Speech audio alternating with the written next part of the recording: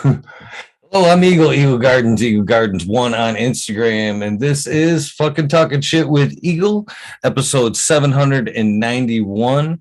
I have a very special guest for you this evening, Miss Cannoli. How you doing?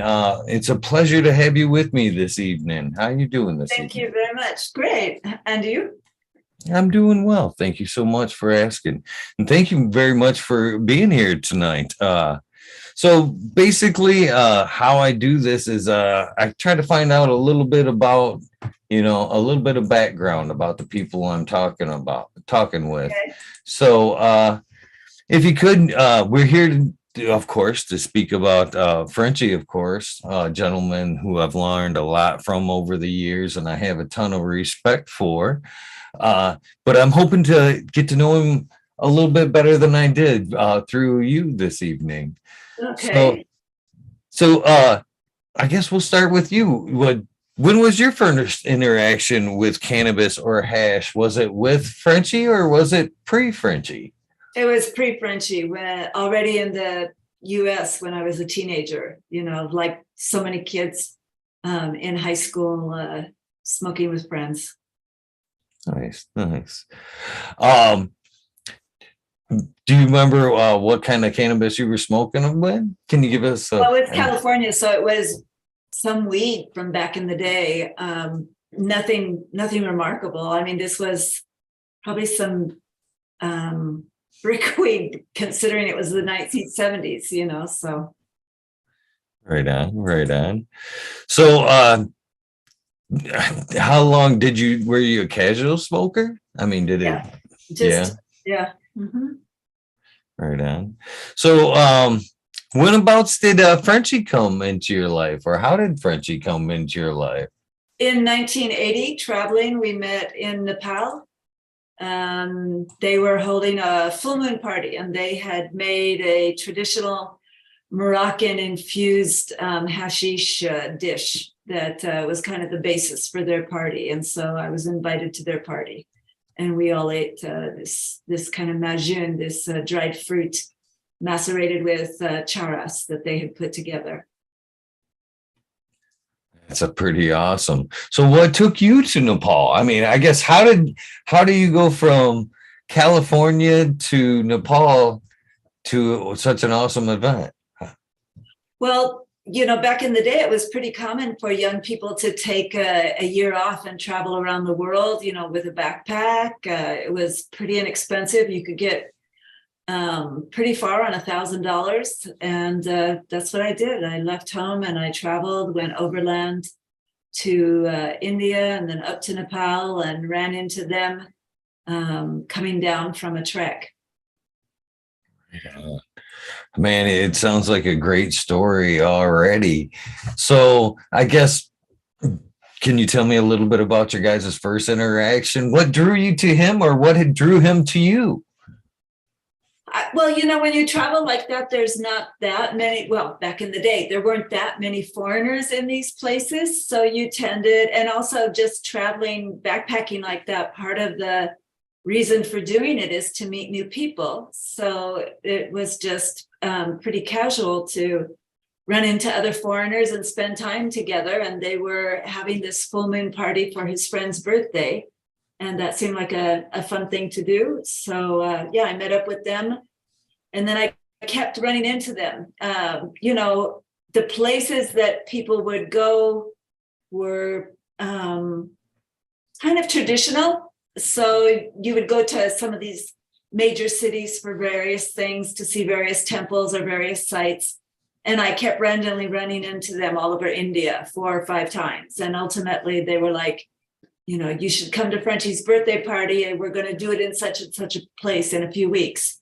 And so I went down there and found them, and then I ended up traveling with them for about 9 months. Right on. Right on. Where do you mind sharing where you traveled across? I mean, I love the travel stories. I haven't done a whole lot of travel, but I'm fascinated by other people's journeys, or jealous, I should say, of other people's journeys. I mean, I went literally practically as far north as you can go to Ladakh, and we went as far south as you can go to Trivandrum. and a little bit all over the place in between, taking trains, up the length and across the breadth of India. We lived in Asia for about 20 years, so traveled all over Asia, spent time in Thailand, spent time in Japan, visited a bunch of different, other countries. Were you a hash smoker before the trip? Yes. Mm-hmm. Right on. Right on. So I guess what drew you to Frenchie? He was, as you know, a very friendly, charming person, and he was just a really nice guy. The whole group that he was traveling with were very interesting. They loved music, they loved literature, science fiction, very intelligent group to hang out with, lots of fun conversation. They liked backgammon, body surfing, the beach. There was just so much to like. Right on, right on. Yeah, he was definitely a great gentleman, for sure. When I had the pleasure to meet him, I was honored by how much time he actually gave me. He was super friendly, come up and hug me like he had known me for like 10 years, and just I had a wonderful conversation with him for that first time. And Where did you meet him? I actually met him in Clio, Flint, Michigan, or Clio, Michigan, at a High Times Cup. At a High Times Cup, yeah. Okay. Yeah. And then we also did a workshop in Ann Arbor, and I think that same weekend there was that event that Uncle Stoner puts on with what was the name of it? Some kind of like dabbing. The Dabadoo?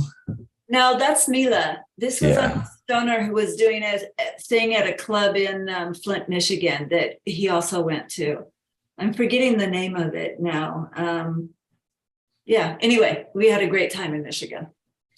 That's awesome. I'm glad you enjoyed your time here in Michigan.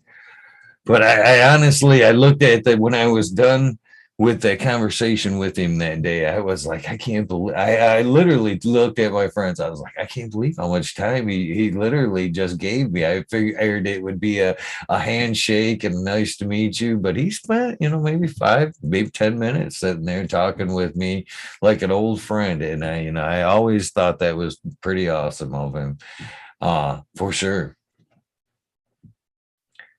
So, can you tell me a little bit about some of your guys' hash journeys? When did was he making hash on a regular basis when you met him? So when I met him was the beginning of when he started making charas, the hand rubbed resin in the traditional Indian methodology. And he did that for 8 seasons up in the mountains in the Himalayas. So he'd go up there and make the charas and then bring it down to Goa for the season. So we'd have stuff to smoke while we were on the beach down there. So that was like a big part of those first 10 years that I knew him. Right on. I can't even imagine being able to travel and follow your heart, follow your dream, and making some wonderful hash like that, and being able to learn firsthand from other people that the traditional way of making charas and a good hash.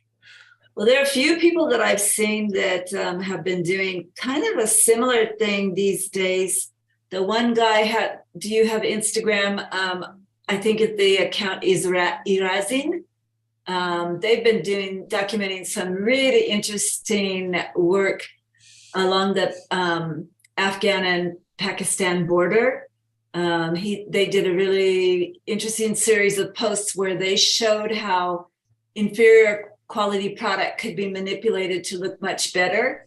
And then they did another series showing how really high quality product was made. That was very recently. And then there's another young man named Luca. What's his name? Where did I put it? He wrote a book. He visited Afghanistan, not this year, I think 2 years ago, and did a a photo documentary on it, and made a beautiful book on his visits. Where did I put that book that he sent me? So, it's not as easy as it was back in the day when we were going there, obviously 40 years ago, 50 years ago, but there are people that are, still visiting and documenting their travels in the area. And there's another account, Baba, I think it's 798 or 789. And that's a traditional Afghan hash maker that he doesn't post that often these days. I think the conditions are very difficult inside Afghanistan, but he had some beautiful posts, and his commentary was very interesting because he would explain a little bit the traditional methodology or explain the different regions and kind of the traditional flavor of the cultivars grown in those regions. Really, really beautiful page. Where were some of your guys' favorite places to visit and to make some hash? Well, for Frenchie, it was in northern India in the Himalayas. I mean, it was absolutely stunning up there. Pristine nature, high up in the mountains, 3 days away from, any local town. Just gorgeous scenery. And he would stay up there until the first snow. So it was in the autumn. Lovely. That's awesome. I can't imagine what the Himalayas are like, but to be there and to be able to make hash like that would be a very memorable experience for sure. I think it's probably changed a lot. When we were there was a bus that only went so far, and then you had to walk the rest of the way and carry all of your food and everything that you were going to use with you. I've heard now that some of those towns that were only accessible by foot back in the day, now they have roads that go all the way up there. So a lot's changed. I'm sure it's not the same experience at all anymore. So 40, 50 years by your numbers is a long time to make hash. How did his technique change over the years? Well, initially he studied dry sieving methodology with Lebanese friends in France, and then he was in Morocco, which is also a dry sieving tech. And then when he came to India, that's where he learned the hand rubbing tech. And then he also spent time learning the traditional methodology used by the Afghan refugees in New Delhi. And so all that's very different from the ice water sieving technology that's very popular now. And that was a real revelation that you could separate the process of the agitation and the sieving. When you dry sieve, traditionally those things are combined, but when you use the washing machine, you agitate in the washing machine, and then you use the bags outside the machine to do the actual sieving process. So that allowed him to fine tune to an incredible level the cleanliness of the product that he was producing. And he really enjoyed making that better and better. He created a machine to be able to do it, to his specs.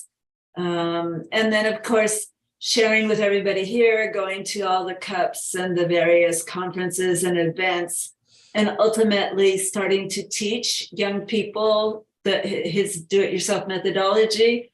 That was just lovely. It was really great to pass on those traditions, pass on some of that experience that he had gained over all those years of doing the different methodologies, so that, he kind of jump-started a bunch of people.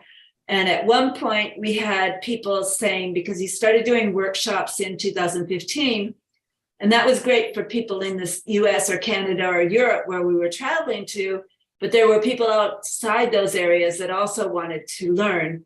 So we had our filmmaker actually film him doing a workshop, And we created a 4-part video series, a do-it-yourself video series that we've got posted to our website that anybody can access for free. And then there's a group in Brazil that helped me. They led a project to put subtitles on all those do-it-yourself videos. So we have the videos that are actually available in 6 languages, in English and French and Spanish and Portuguese, Italian and German. So that just makes it really pretty inclusive. I mean, of course, if we had it in Arabic and Chinese, then the majority of the planet would be covered. But already with those languages, it makes it very accessible to a lot of people to learn that basic ice water sieving methodology.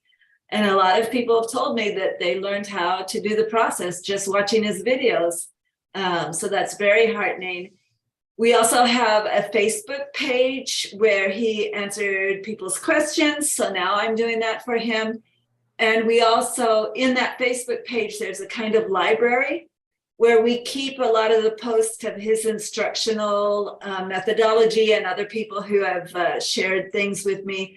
So that library now has 24 different folders of different categories of do-it-yourself hash making.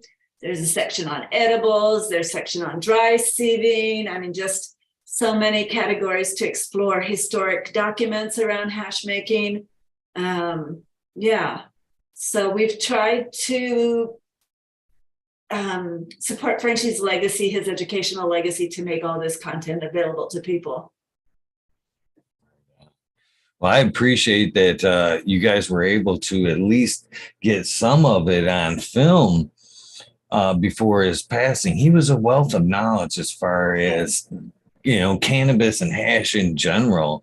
And he had that way of drawing you in with his passion. He was so passionate about the way he spoke about the way he doing it. And it made you just sit on the edge of your seat and just kind of soak it in. I was one of those people, most definitely, that learned a lot from Frenchie, watching what he was doing early on. I mimicked everything I could find at the time. The hot water bottle technique, the wine bottle, hot water wine bottle, the pressing of it. I've learned a lot. I mean, overall, back in the day, he was like the first one who kind of told, I learned for him not to reuse my water. He was actually using the garden hose to blast, all the unwanted material through, which everybody else wasn't even thinking that far ahead yet. I think people were afraid. They were afraid to use too much pressure on the loose resin. I think they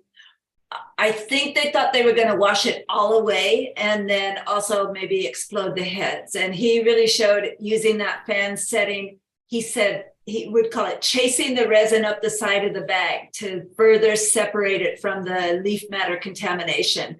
And that's like one of the signature tricks. You can really tell when somebody's watched the video to that point or not, because often in the group, somebody will post something that'll be, you'll look at it and go, that's still got a lot of, leaf particle in it. Did you chase it up the side of the bag? And they'll be like, oh, no, I didn't know I could do that. And it'd be like, yeah, you need to rinse more, that you have the opportunity, you're separating and rinsing in the machine, but then in the bag, you have this second opportunity to, like you just said, to really clean it.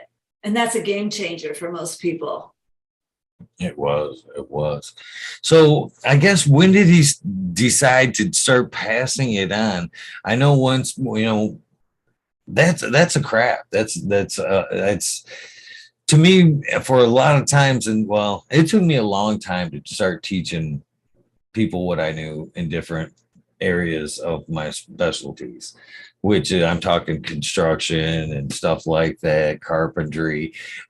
Those are your aces in the hole. That knowledge, those tricks you've picked up over the years kind of make you and separate you from everybody else. So when did he stop, or, I guess, when did he open up to start passing on all the secrets and the stuff that he spent a lifetime banking up? A lot of people wouldn't have shared. As people started asking him, because he understood that human evolution involved elders sharing what they had learned with the younger generation, so that progress would go quicker, so that the young people could stand on the shoulders of giants and take the art, take the technology further, because he had been given these things for free. People had, in producing countries all over the world, had shared what they were doing with him in a very transparent manner.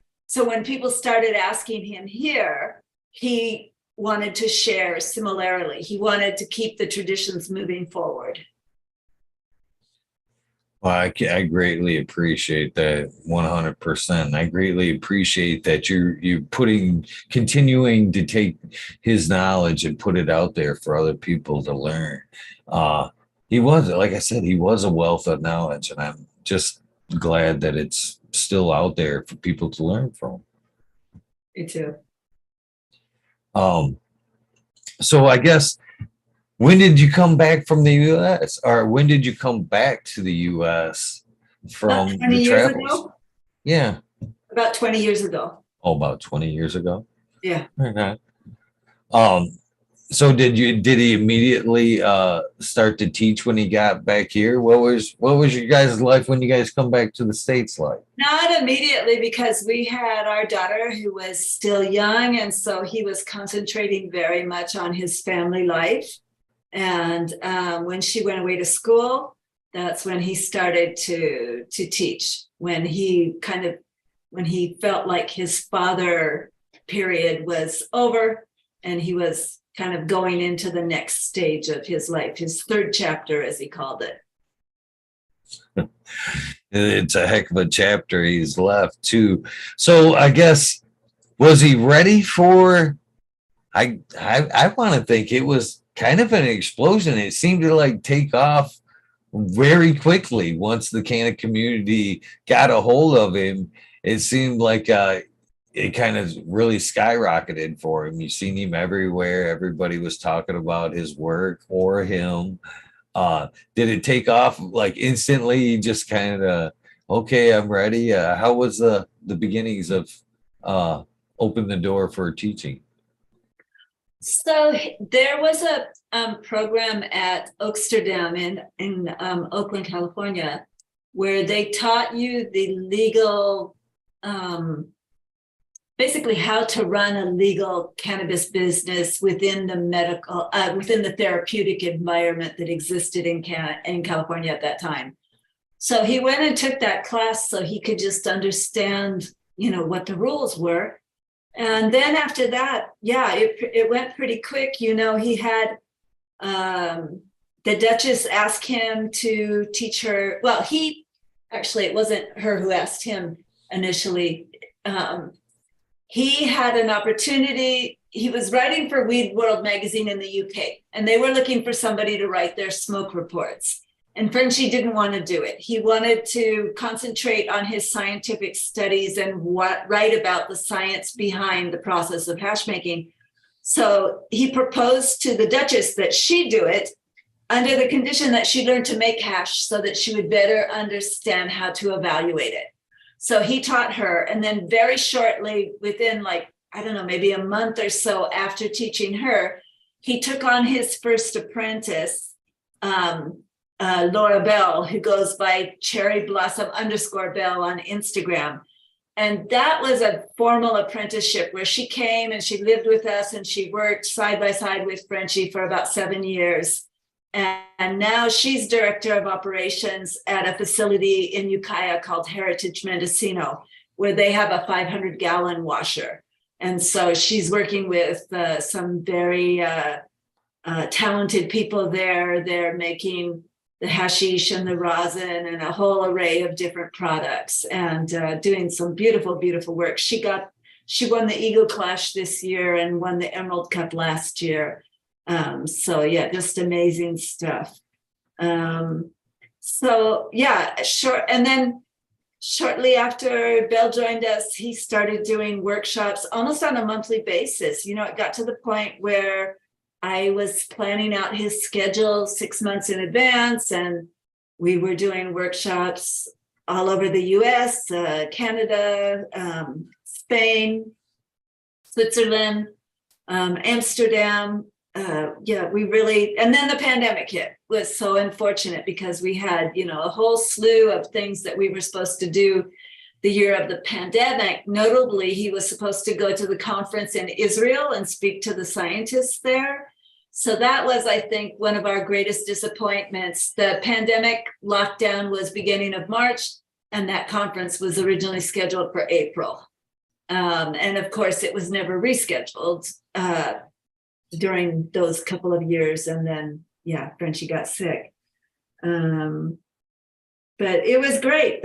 He loved the workshops, loved teaching the technique to young people, interacting with them, on Instagram and using text messages and whatnot.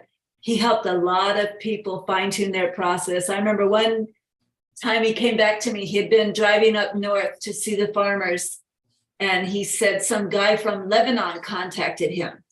And that as he was driving up north, he was texting back and forth with this guy, helping him fine-tune his process, answering his questions about how to make hashish, because he had his family, I think in the past had done it, but there was a couple generations that were not so active. And this young guy was, trying to restart. And so that was very gratifying to be able to give some of those puzzle pieces back to somebody in a traditional producing country. I don't know anybody around me that can't say they can't tip their hat towards Frenchie for some of their technique. 100%. He definitely helped me move my game along. 100%. I tried to mimic everything I could watch of Frenchie's, to be honest with you. I remember him kind of coming onto my radar. It was probably around 15. The introduction was through another friend of mine, Sub Cool. At another time, he had other people washing his materials for him. And when Frenchie came onto the scene there, he practically threw everybody else aside and wanted just Frenchie to be working his material for him. And that was a big eye raise for a lot of us because, a lot of us had, watched Sub and watched the quality of hash that he enjoyed. So when he spoke so highly of Frenchie, it obviously a lot of people raised some eyebrows like, well, who's this? We have to be paying attention to this gentleman 100%. Yeah, Sub created that in his Roll It Up, he created a section so that Frenchie could answer questions. And that was one of the earliest places where I think he was starting to teach just through those interchanges of people asking questions and him answering in the early days. That I want to say that was 2013, 14. That was before 2015. That was way back in the day. They used to have some nice road trips and with the Mendel Dope Boys and also friends too. So he definitely took the weed nerd world, the weed nerd scene by storm. And everybody, every weed nerd that I know definitely mocked his technique. I owe everything, every little bit of knowledge I have about making beautiful temple balls from Frenchie. And I don't think anything that I've made some good stuff, but I don't think anything I've ever made it would compare to some of the stuff that I seen him. They were like diamonds. They were like little chocolate diamonds when he was done with them. Such amazing work. How did he feel about I again talked to Sub the night of the fire there. Was that the only prototype that burned up on the hill? Did he have to start over with the design after the fire? No, Frenchie didn't lose his machine. Okay. He was there the night before the fire. So he had gone up there with Mendo Dope. He went to Mendo Dope's place maybe 2 days before the fire. And they did, under the full moon, they did the first time Mendo Dope and Mr. Bond 420 washed live plants. And have you seen the video that Mendo Dope did of it? So there's a video on the Mendo Dope site where they show they're in the moonlight and they're bucking the plants right into the washer. And so then the night after that, they went over to Subcool's house and they washed some material for Sub from his victory garden, from his charity garden. Mm-hmm. And then my understanding is Frenchie and his machine and our filmmaker, they went elsewhere. I'm not sure 100% where they went, but that's when the fire hit Subs. For some reason, I thought the machine was there for Mr. Bond the next day. Yeah. Good news. Good news. Yeah. But definitely great tragedy for all those people that, lost their houses. Yeah. Yeah, it was a tragic moment for sure. I honestly thought that machine was lost in the fire too. It's good. I'm glad to hear that it didn't make it in through the fire. 100%. Amazing design on that machine. Very innovative machine in general. So I had asked Frenchie on the show there during the COVID times, and the answer I got from him kind of made me laugh a little bit, because I don't think he necessarily thought it was a Zoom thing that I had invited him to, because he told me that his answer was no because of the COVID. I'm not leaving. I'm not doing anything right now because of COVID. And I laughed. I'm like, he doesn't have to leave the house. It could be much safer. During the COVID months, he got very deep into, he'd been writing this book on the history of cannabis concentrate, and he started a deep dive into all of the archaeological places in the world where there was residue of cannabis consumption.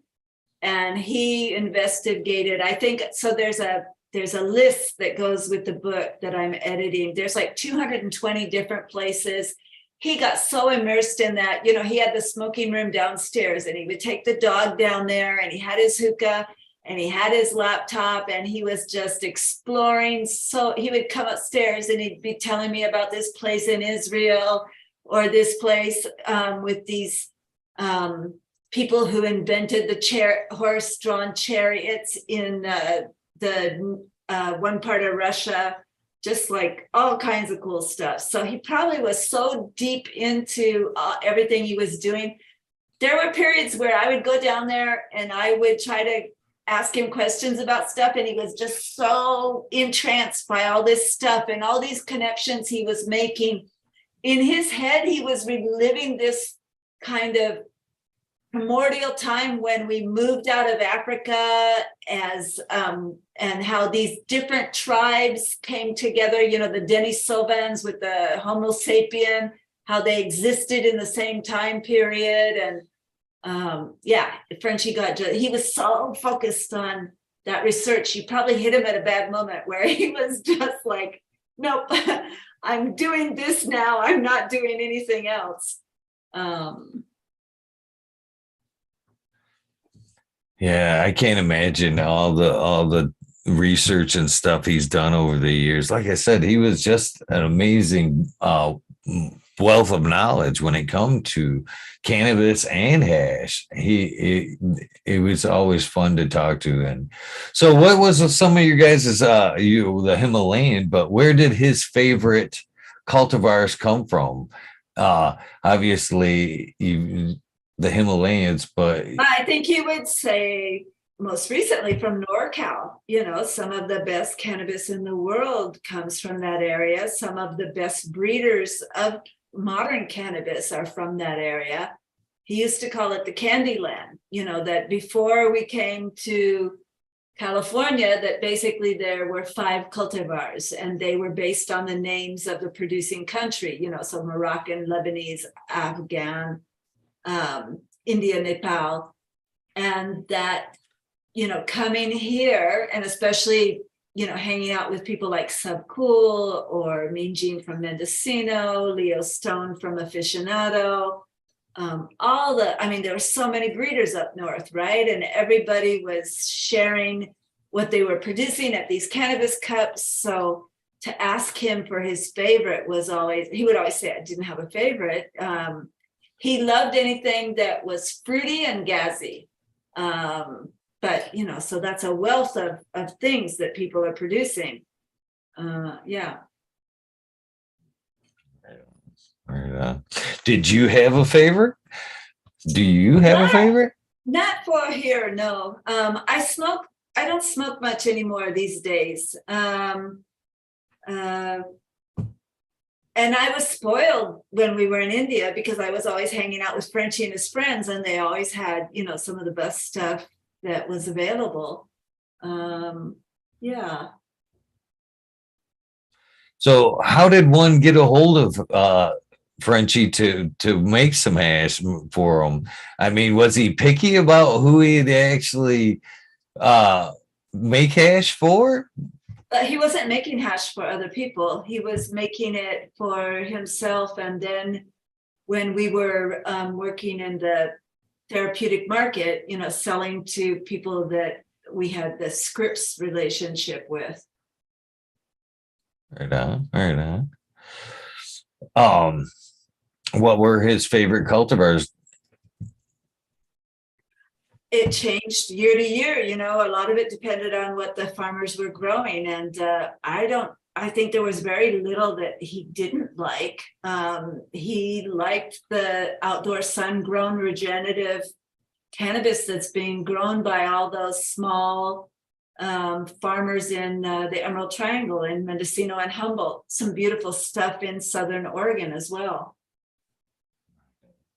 Did he have some people he looked up to? I mean, everybody looks up, has a source of where they kind of got the initial spark from. Where did he get the initial spark for hash from? So when he was very little, he liked to read the stories of a French explorer, a guy who was named Henri de Montfred. And this guy was a pearl and a hash smuggler. He built himself a boat, and he would sail it from Greece to North Africa, and he would pick up loads of hashish to bring back to Europe to sell, and he would dive for pearls. So when Frenchie was little, that was his role model. He wanted to be a pearl diver and hash smuggler. The hash smuggler part came true. Never no pearls. He never did no diving. He would dive, but not for pearls. Yeah. Okay. Yeah, he was a very good diver, in fact. Nice. I am scared of all heck of underneath that water. You couldn't get me to do any diving, snorkeling, none of the above. So my hat's off to him for being brave enough to get under there and do a little bit of exploring underneath that water's edge.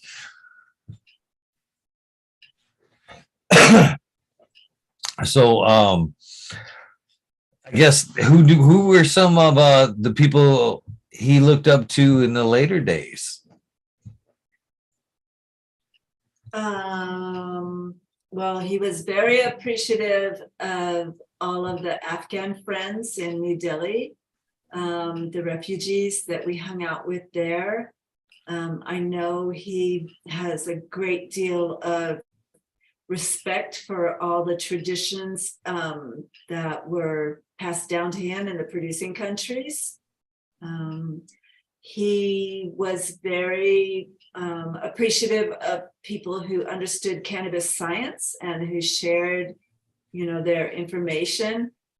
He loved the work of Robert Clark, the books that he's written on cannabis ethnobotany, and he also did a book on hashish. I think it was all about the science for him and studying that. So a lot of times it's probably scientists that are maybe not well known in the community per se. Right on. Did he have a favorite place to make his hash?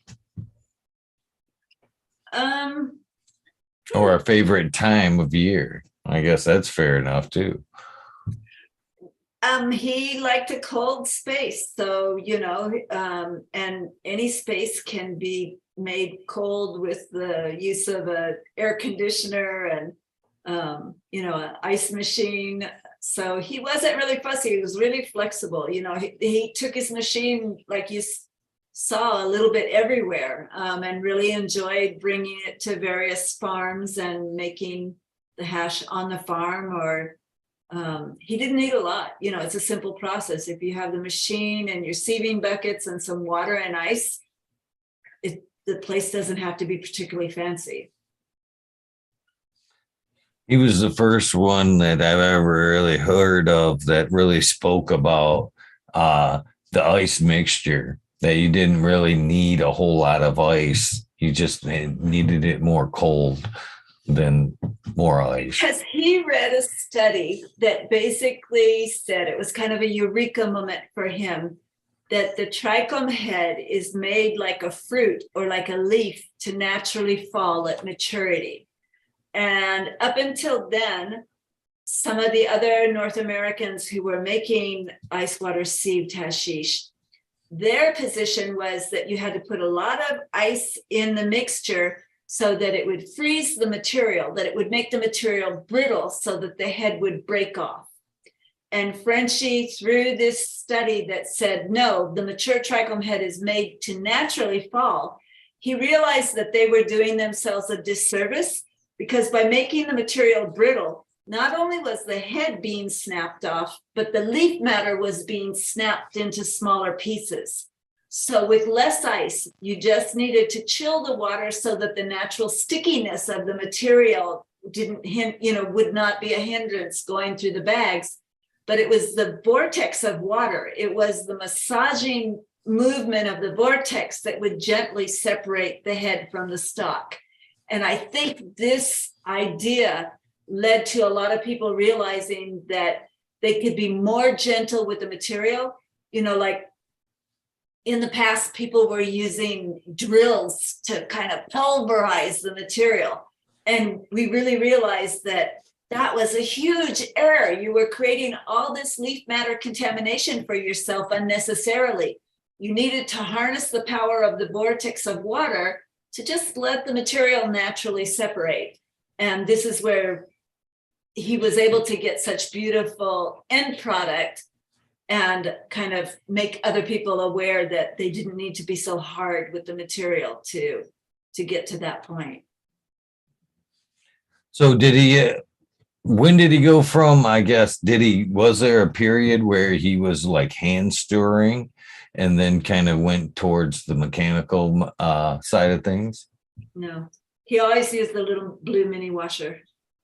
Nice. I mean, he probably once or twice hand stirred at some event or something, but in my memory, pretty much in terms of ice water sieving, he always used the little mini blue washer. He hand sieved for dry sift, but not for ice water sieving. You ever talk about a reason to take a cultivar and, dry sift versus the wet method? I think if you were to ask him about that, he would talk about the terroir of where the plant's grown. So if you look, a good example is in northern India, Nepal, where they hand rub the charas. It's a very sticky kind of material. This is all grown in a semi-tropical environment. And it's part of the protective mechanism of the plant for the resin to be more outwardly sticky like that, because it protects them from insects and other predators. If you jump just over the mountains, over the Hindu Kush mountains into Afghanistan, that's a high desert area. It's very dry. So kind of the opposite, the material is much drier.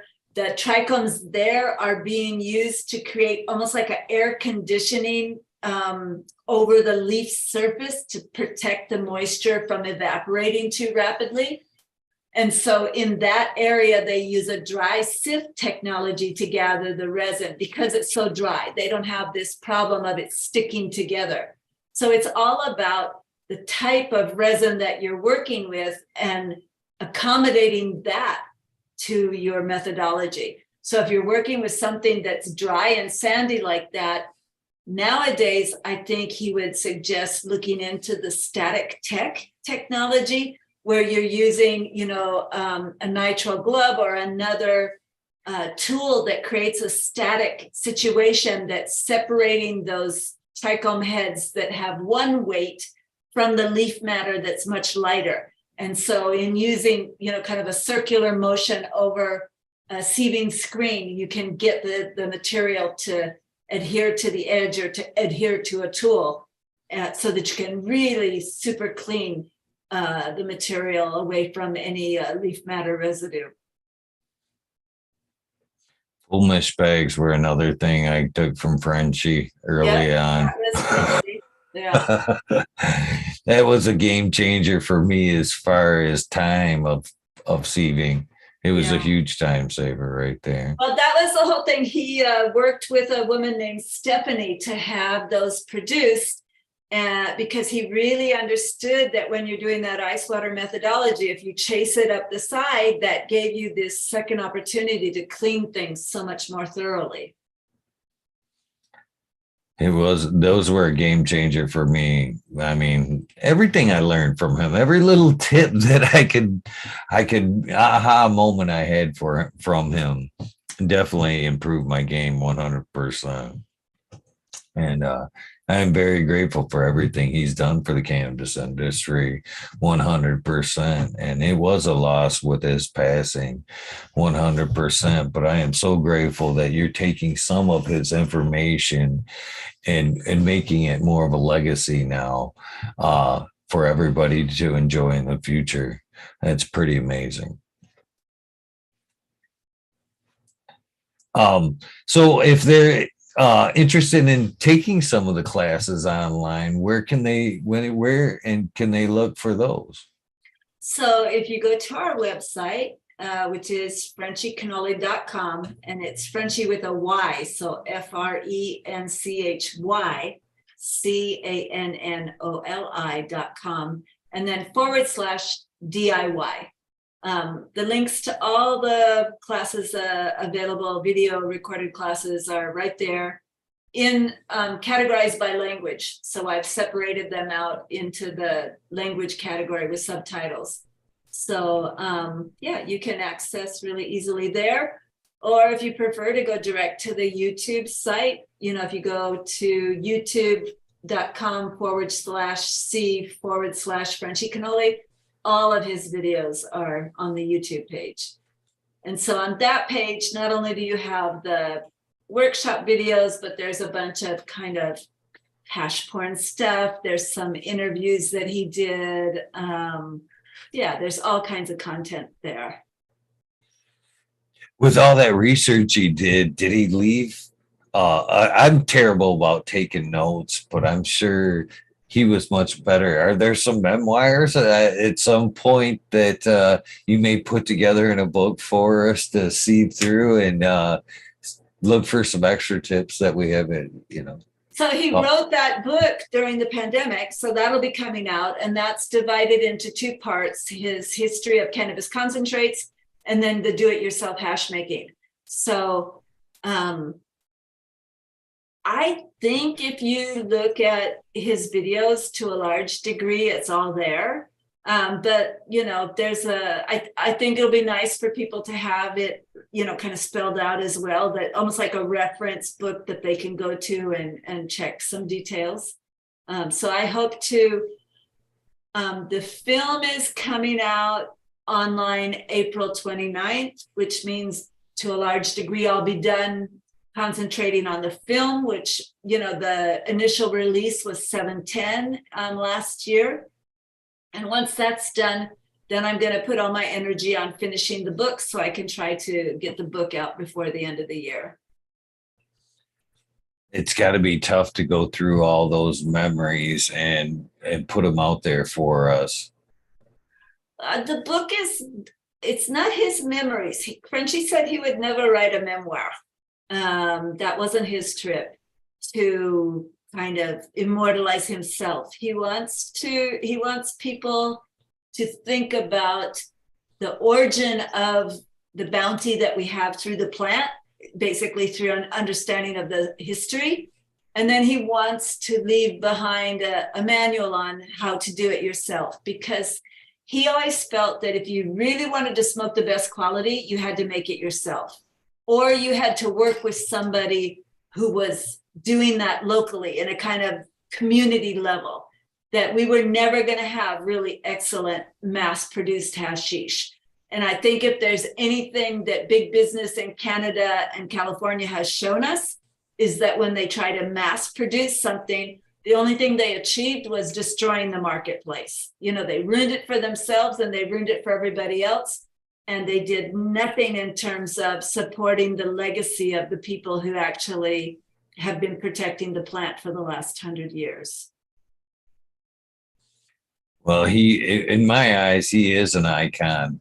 Memoirs or not, I 100% would like to remember the man as well as the information, because he was a very memorable gentleman. Like I said, too kind and a wealth of knowledge. And, I hope that at some point, some of the stories, some of the, you know what I mean? Some of the moments behind the hash, we would get to know him a little bit about, Well, he wrote for Weed World magazine for 5 years, and all of those articles are on our website. And there's a couple of them where he told a little bit of stories about when he was in the mountains. There's a couple of the articles he wrote. So if you want to read from his own words what his experience was like, I would check out those articles. Yeah, he was a good writer. And he talks about getting caught in the snow up there at the end of the season, where they miscalculated a little bit how long they could stay. And they wanted to stay just a couple extra days. And then it snowed, and they had like 4 or 5 feet of snow overnight. And they had some crazy adventures getting down the mountains. Did you ever track up the mountains with him to make some of them hash or some of them trips? There was no water up there. There was no local store. It was very rough living conditions. He lived in a cave, or the one year they had a little lean-to. No, I did not go. That's passion. I went to the city at the base of where they started walking from. But no, it was better for him that way. He could just concentrate on his charas making, didn't have to worry about anything, and have a wonderful time, just him and the plants. Yeah, that is amazing when you don't care about how you're getting by. You know what I mean? That's one heck of a drive right there to push it forward. That's amazing. That's amazing.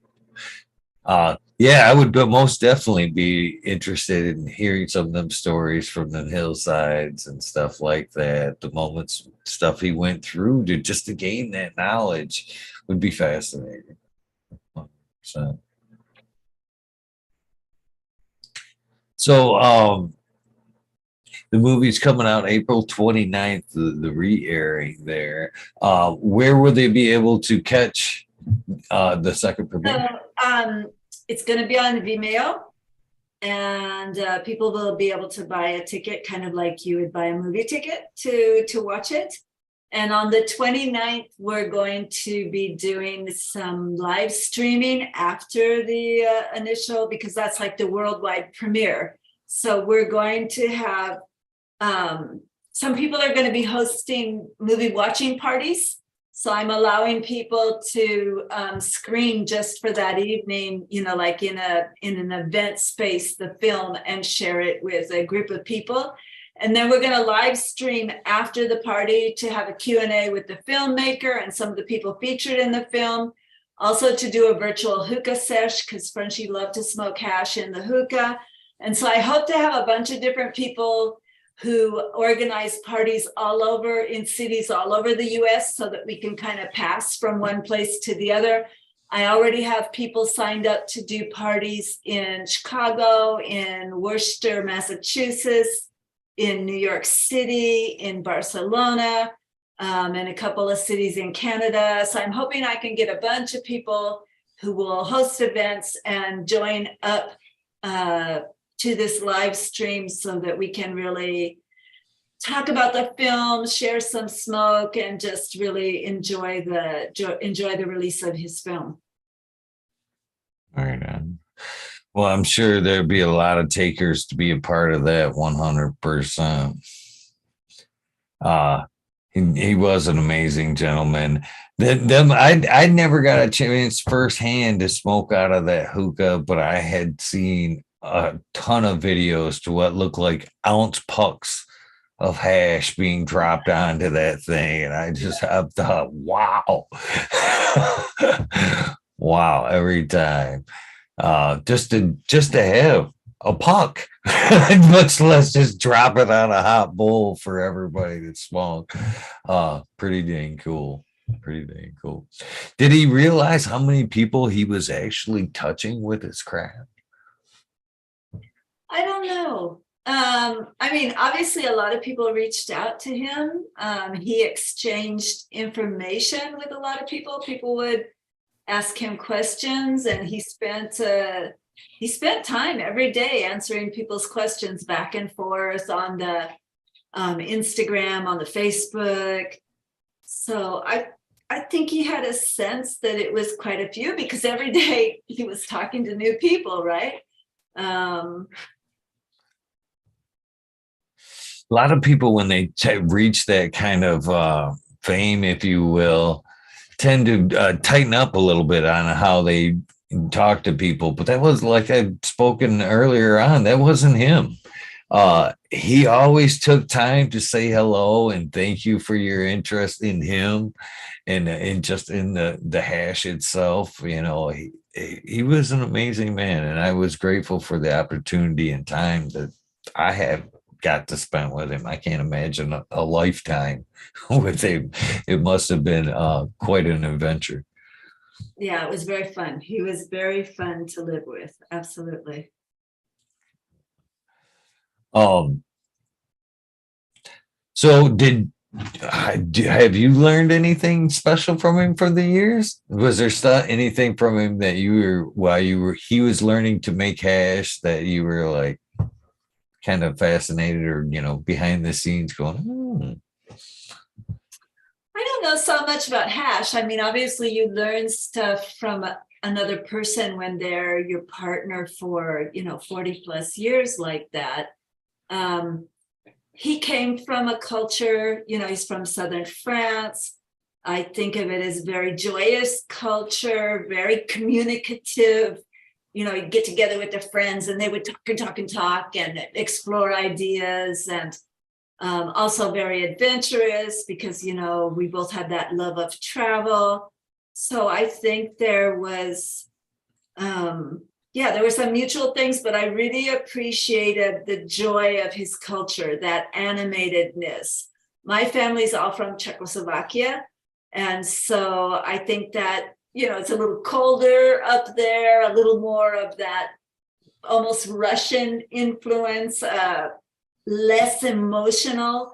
So it was just delightful to be around all of him and his friends who were so expressive and so passionate about what they were interested in. I really enjoyed that aspect of him. I thought it was, it was very attractive. I gotta give some credit to you for being an amazing partner. Sometimes I've seen it a lot of times in cannabis where it didn't work that way. somebody dove into their passion and it didn't seem to be a family fit. But you seem to be very supportive of this cannabis hash making journeys. That's pretty awesome when you don't have to, when you can dive into something that you're that passionate about and not have to worry about shaking the family unit. That's pretty awesome that you supported him as much as you did through the years. Hashish was a really good thing for Frenchie. You know, it just made him really happy. He used to talk about how it gave him a feeling of overall well-beingness.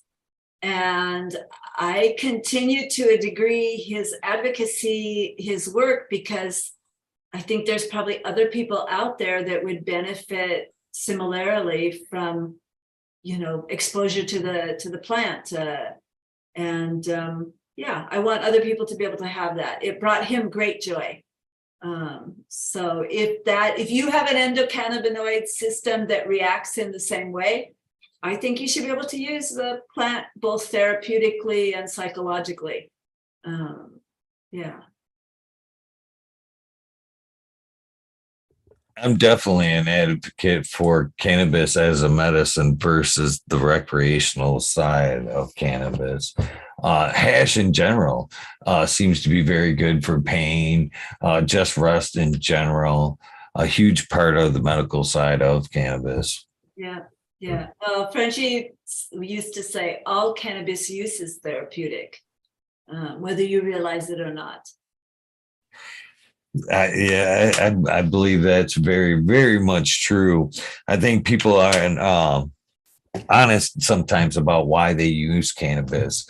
I was asked recently how we could spread the message of medical cannabis or cannabis as a medicine, and my answer to that was have real conversations about why you use the plant, or even ask yourself why you use the plant. I mean, one time why you smoke, just sit there and be honest with yourself. Why do I consume this thing the way I do?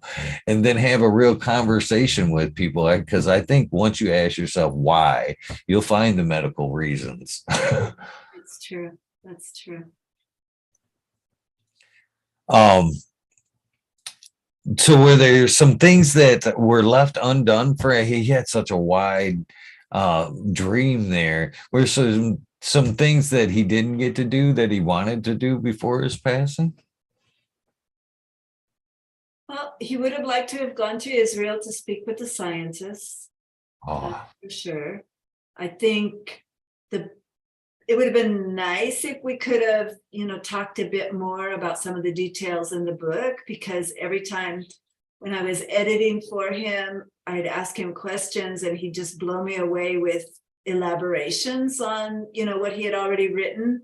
So that I would have liked to have been able to ask more questions about the book. But no, to a large degree, he was saying he had lived a fantastic life. He had done everything he wanted to do. He had been so blessed to travel. In the first chapter, he had a wonderful time dedicating himself to being a father in the second chapter. And he had the totally unexpected joy of the third chapter of meeting all the young people and teaching them traditional hash making methodology. And he just could not have been happier. So he was overall very, very satisfied with his life. that's awesome. Not too many people can say that. Yeah, right? Yeah, yeah.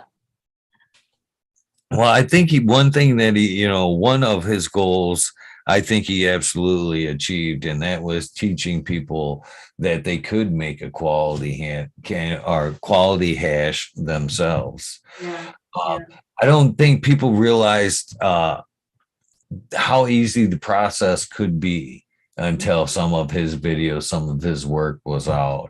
And I know it definitely he sparked a huge spark in a lot of people. Like I said, a lot of any of the Michigan hash makers that I know, their basic knowledge stems from what they learned from him. And that's what's so great. I know so many people have taken it even further now, which is exactly what was intended. You know, give people this foundation And then with all the science, with all the modern tools, with everything we're learning about the cannabinoids and the terpenes and how they react. It's going to be amazing what young people are doing. Well, I look already at his apprentice, Belle, she's making amazing product using this huge machine. So it's nice that he could kind of help people not reinvent the wheel and show them some process ideas that were linked to the science, that were linked to the biology of the plant, so that people kind of started to approach it in a more logical and methodological way. I think that helped everybody up their game a little bit. He was really good at that. He was very reflective, we used to joke with him. We named the film Frenchy Dreams of Hashish based off of the film about the famous Japanese sushi maker, Jiro Dreams of Hashish. And in the film, Jiro, who's 80 at the time when he's running this Michelin star restaurant in Tokyo, his son who worked with him, who was 60, he used to ask the father, so today, father, did you make the best sushi you could make? And Jiro would always say, we can do a little better. We'll try again tomorrow. And so with Belle, we used to tease Frenchie and we'd say, so Frenchie, did you make the best hashish you could make today? And he would always say, no, I think we could do a little bit better. We'll see tomorrow. And so that's how we ended up choosing that title for the film. I wonder if you really realized how the impact of showing people how easy it is to make hash, but it's simultaneously raising the bar of what good hash was. I think it's like when you talk, there's this famous quote of the one Russian violinist, and they said to him, so what's your secret to being such a good violinist? And he's like, anybody can play the notes, but it's the space between the notes, mastering the space between that makes all the difference. So I think it's that same thing. Anybody can put the ice and the material in the machine, but to gently manipulate that to get the resin to express itself in the most beautiful possible way, most people don't have the patience for that. It's a super simple process. He says that in the video that, hash making in and of itself, the sieving process, that's not rocket science. It's basically just putting a material that needs to be separated one part from the other through a piece of material with meshes to achieve that separation. But how you do that delicately and with art and with appreciation, that's what makes the difference. And I think that's, he made a big impact because some of the people who first looked at that process, they took a drill to it and they pulverized the material. They really weren't thinking about how to gently separate the head from the stalk. They were kind of just, like slamming it. He did teach people a better way when you consider what they were doing before he kind of showed everybody a different option. Well, he definitely showed us the right way. I mean, as far as drying and all that, he showed us the importance of every step and why he was doing it. And for myself, I didn't catch the classes or the movies. I literally watched every little piece that I could find of Frenchie over the years and just replayed and replayed. And even as little as spots as like the Savages album with Mendo Dope, the hash song, where him and Sub have a conversation as the song started about the sieving process and stuff like that. There was gems in there. I mean, he left hash gems everywhere he go. Every little conversation you could take something away from, that from him. And again, just an amazing source over the years. The cannabis community is very lucky to have him, and at the right time where it was taking off and people had the opportunity to learn before it got too crazy and they were all off in different directions. He laid a good base, 100%.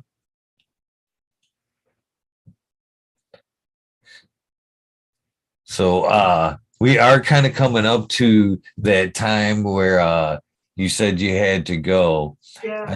Again, I wanted to thank you for reaching out and wanting to be a part, come on this evening. I am very grateful to be able to speak with you, and hopefully at some point over the next few years, hopefully I can run into you and meet you firsthand. That would be pretty awesome as well.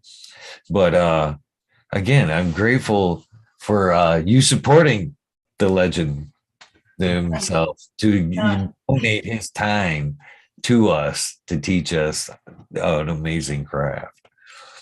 Well, thank you for having me. I hope that we'll see you on the 29th when we do our live stream and, share the hookah celebrating the release of the film online. And it was very nice to spend a little time with you. Couple of things before you go. I'd love to help spread the word about the premiere.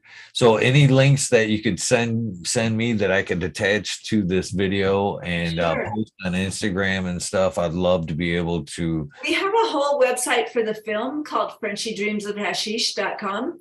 So everything is there on the website associated with the film.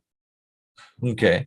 I'll make sure, please send me that link and I'll be able to attach that along to this video. A couple of other things before we go on. I guess we're to the corny side of the show, I guess. Basically before you go, I would be honored if I could get what I call the soundbite from you. Basically, what I'm looking for in my words is, hey, this is Eagle, and I'm on fucking talking shit with Eagle. If you don't want to say the fucking part, I would totally understand. Episode 791. You could say whatever before or after, as long as that's kind of in the body. I would be more than grateful. At some point, I will use this for a commercial for this episode. But I am ready whenever you are, if you'd be so kind to give me it. So there you go. This is Kimberly, the widow of Frenchie Cannoli, on fucking talking shit with Eagle. Here to celebrate my husband, the hash maker, and to share a little bit about our film, Frenchie Dreams of Hashish, with all of you. Thank you for having me. Thank you for coming. And again, one last thank you again for lending him throughout the years to us, because sometimes, like I said, that could have been a deal breaker for most women, to just kind of let somebody John off and just do whatever. But we're grateful for all the time you let us have of him, 100%. Well, Frenchie was a free spirit. There was no lending. He was, that's just the way it should be. Well, again, thank you so much for sharing some of your time as well to hang out with me this evening. And thank you very much for pushing on the legacy and helping us, again, the people that haven't had the chance to learn some of this knowledge, to put it out there for the future generation. I greatly appreciate that. Oh, my pleasure. Take care then. You too. For the rest of you guys, thank you for tuning in to this awesome episode. I greatly appreciate your guys' time as well. Hopefully you guys remember the deal. Do something nice for somebody. Random acts of kindness do save lives. And with that being said, I will probably fire up the Weed Nerd World here in a few, but that does it for this episode. Thank you, Madam Cannoli, for hanging out. You have a wonderful evening. You too.